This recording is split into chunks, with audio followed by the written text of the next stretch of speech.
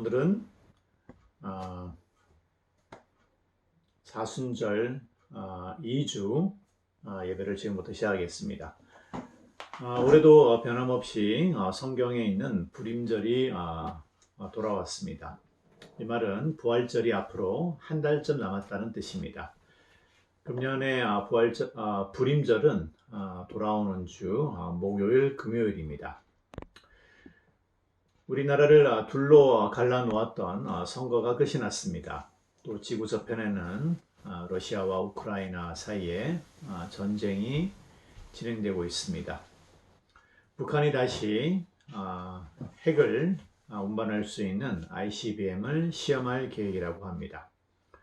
코로나가 아직 끝나지 않았고 확진자 수가 매일매일 최고조를 갱신하고 있습니다.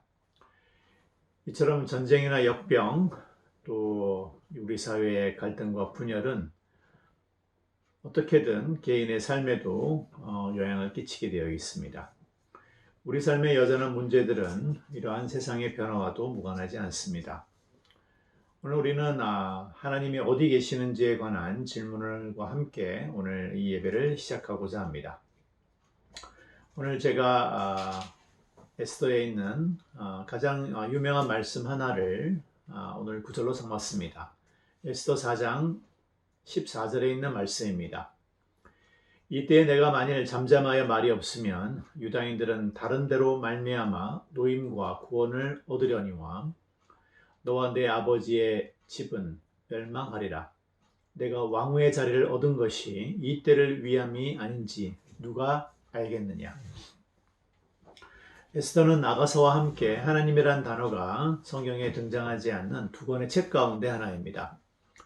그래도 아가서는 하나님과 이스라엘 또는 하나님과 교회에 대한 사랑을 묘사한 책이기 때문에 하나님이 등장하지 않아도 크게 불편한 점은 없습니다.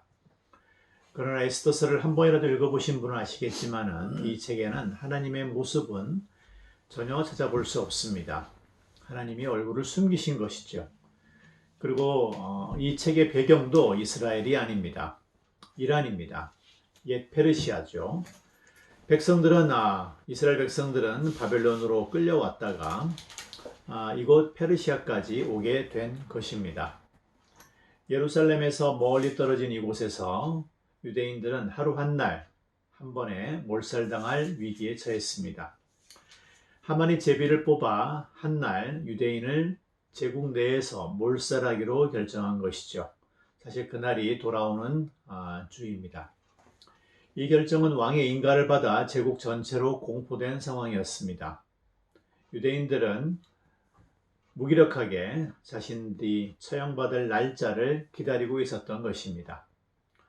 사실 에스더도 예외는 아니었습니다. 에스더 역시 무림한 왕비이지 유대인 여자였기 때문에 자신이 어떠한 운명에 처할지 알지 못하고 있었고 분명 에스더도 이 운명을 피할 수는 없을 것이었습니다. 사실 왕비라 하더라도 왕의 요청이 없으면 왕에게 다가갈 수도 없습니다. 때로 우리가 하나님이 살아계심과 하나님이 나를 부르셨다는 그 생각에 대해서 그 믿음이 분명하지 않을 때가 있습니다. 성경의 레위기를 보면은 성경 히브리 원문에는 레위기를 시작하는 첫 글자 하나가 작게 적혀져 있습니다. 번역본은 이러한 부분을 잘 나타내기 힘듭니다. 레위기는 사실 하나님이 모세를 불렀다라는 말로 시작을 하는데요. 하나님이 누군가를 불렀습니다. 우리는 이것을 소명 또는 그냥 부르심이라고 부릅니다. 하나님이 우리를 부른 겁니다. 그런데 모세를 불렀을 때 글자 하나가 작게 쓰여져 있습니다. 그런 이유가 무엇일까요? 아마 하나님이 부르시는 소리가 작았기 때문이 아닌가 생각합니다.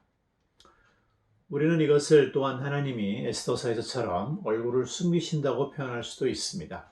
사실 에스더라는 말 자체가 에스테르, 무엇인가를 내가 숨기다 라는 뜻입니다. 우리의 기도에 응답이 잘 들리지 않는 것입니다. 하나님을 부르는데 하나님의 얼굴을 찾기 힘들고 또는 그 반대로 분명 하나님이 부르시고 있는데 우리가 잘 듣지 못할 수도 있죠. 엘리야도 호렙산에서 비슷한 경험을 했습니다. 그는 엄청난 영적인 과업을 완수하고 호렙산으로 갔지만은 그곳에서도 그곳에서 그가 그렇게 기대했던 하나님의 소리를 잘 듣지 못했습니다. 사실 성경은 그가 세미한 소리를 들었다고 되어 있는데 정확하게 표현하게 되면은 침묵의 소리입니다. 물론 침묵도 소리라면 소리입니다. 예수님도 마찬가지입니다. 예수님의 세례를 받은 후에 성경을 보면 하늘에서 이는 내가 사랑하고 기뻐하는 아들이라고 말씀했다고 기록하고 있는데 자세히 보면은 이 말씀을 모든 사람이 들은 것은 아닙니다. 어떤 사람은 그냥 하늘에서 천둥이 났다, 듣지 못했던 것입니다. 일부 사람만 들었습니다.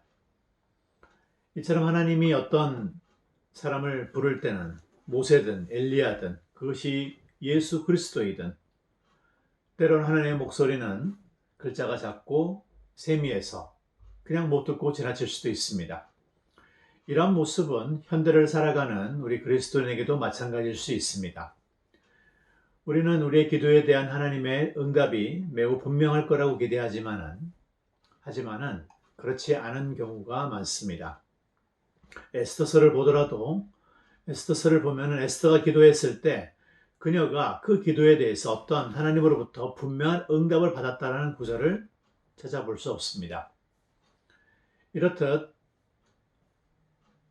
하나님에 대한 분명한 소리를 듣지 못했음에도 불구하고 에스더는 행동에 옮겼습니다.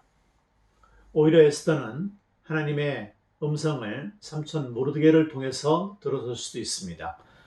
모르드게가 내가 왕후가 된 것이 이때를 위함이 아닌지 어찌 알겠느냐고 했을 때 에스더는 이 조언을 자신의 기도에 대한 하나님의 세미한 음성으로 이해한 것입니다. 하나님은 얼굴을 숨기신 순간에도 우리 각자를 불러 중요한 사명을 맡기심을 알 수 있습니다. 그런데 그 사명은 우리 각자가 현재 있는 그 위치와 그 시간에 주어집니다. 우리는 우리의 다음 행동이 어떤 결과를 가져올지를 알지 못합니다. 우리가 세상을 바꾸기 위해 세상을 바꿀 필요가 없습니다. 우리가 한 명의 생명을 한 명을 바꿀 수 있다면 곧 또 한 명을 도울 수 있다면 세상을 바꿀 수 있는 것입니다. 한 번에 하나씩 해나가는 것이죠. 따라서 우리가 오늘 이 에스더를 통해서 배우는 하나님의 진리는 우리가 항상 지금, 현재, 그리고 이곳에서 하나님이 내게 원하시는 것인가, 원하시는 것이 무엇인가를 질문해야 한다는 것입니다. 왜냐하면 하나님은 언제나 현재 지금의 나에게 원하시는 것이 있기 때문입니다. 소명을 감당하기 위해서 내가 아닌 특별한 사람이 되거나 분명한 소리가 들릴 때까지 기다릴 필요는 없습니다. 우리가 왕비이든 어부이든 세리이든 우리가 현재 있는 현재 모습 가운데 하나님이 말씀하시는 것입니다. 우리가 현재 위치에서 엘리야가 느꼈을 또는 들었을 그 침묵의 소리를 듣고 내가 여기 있습니다라고 응답한다면 또한 설령 하나님이 아니라 하더라도 주위에 있는 모르드게를 통하여 하나님의 뜻을 이해할 수 있다면 그 이유는 하나님이 인도하실 것입니다. 오늘 내가 지구에 있는 이 나라에 이 지역에 이곳에 있는 이유가 이러한 하나님의 음성을 듣기 위한 것인지 누가 알겠습니까? 오늘 내가 선택한 사람이 대통령이 되지 않아도 이웃 국가가 미사일을 쏘아도 전쟁과 역병이 그치지 않아도 현재의 나에게 또 내가 있는 위치에서 내가 선택할 기회는 항상 남아 있는 것이 있다고 하는 것이 오늘 이 에스더서를 통해 이 불임절을 통해 우리가 부활절을 앞두고 하나님이 주시고자 하는 메시지입니다. 우리가 그 선택을 질문하고 묵상하며 하나님의 세밀한 소리를 들어보도록 합시다. 2022년 금년의 사순절은 바로 이러한 하나님의 세미한 음성, 침묵의 소리에 응답하는 시간입니다. 감사합니다.